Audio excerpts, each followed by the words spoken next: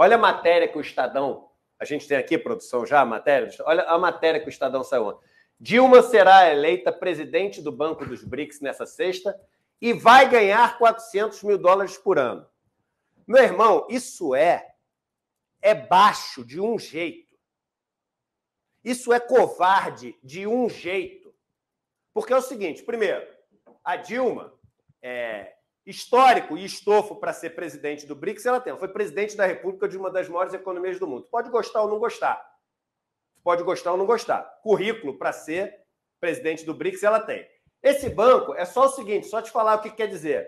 Brasil, Rússia, Índia, China e essa é de África do Sul, South Africa. É um banco mega importante. Sabe quanto ganha? Sabe quanto ganha o presidente da Goldman Sachs? Mais de $30 milhões por ano. Sabe quanto ganha o presidente do Bank of America? Mais de $30 milhões por ano. Sabe quanto ganha o presidente do SVB, aquele banco que quebrou nos Estados Unidos, Silicon Valley Bank? $10 milhões por ano. Você sabe quanto ganhava o último presidente do BRICS? Não sabe. Sabe por que você não sabe? Porque nunca saiu em lugar nenhum. Nunca saiu em lugar nenhum. Agora, como é uma mulher, como é a Dilma, eles colocam isso aqui para gerar o ódio. O Ventralbe, quanto é que ele foi ganhando no Banco Mundial? O Ventralbe. O que o Ventralbe tem de currículo? Além de ter feito um desastre, quando era ministro da Educação. E é um cara medíocre que era no mercado financeiro. Medíocre academicamente. Medíocre. Quanto ele ganhava? Você não sabe. Elias, eu achei, assim, machista, preconceituoso e covarde essa manchete do Estadão. E fica essa pergunta. Onde saiu uma manchete com o quanto o antigo presidente dos BRICS, homem, ganhava? Eu tenho essa pergunta para fazer. Eu tenho... Então, você tem razão quando fala da minha relação de intimidade intelectual e política com a presidenta Dilma, né? E ninguém fala, por exemplo, que, primeiro, ela está indo para Xangai para viver em Xangai. Isso ela já disse a mim faz tempo e é muito claro. Ela vai viver em Xangai nos próximos 2 anos e meio. E até onde consta, né? Ou seja, eu não posso provar isso, mas isso é senso comum em quem vive nesse meio do BRIC financeiro.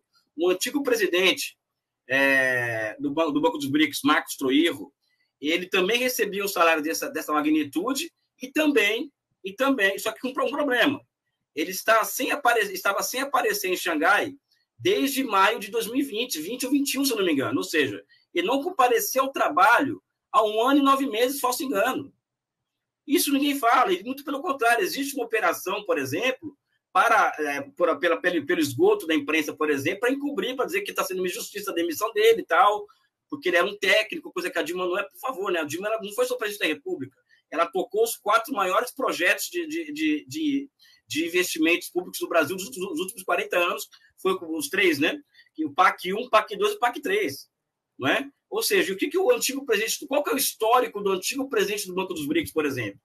Em matéria de tecnicalidade, eu não sei, um diplomata do Itamaraty, né?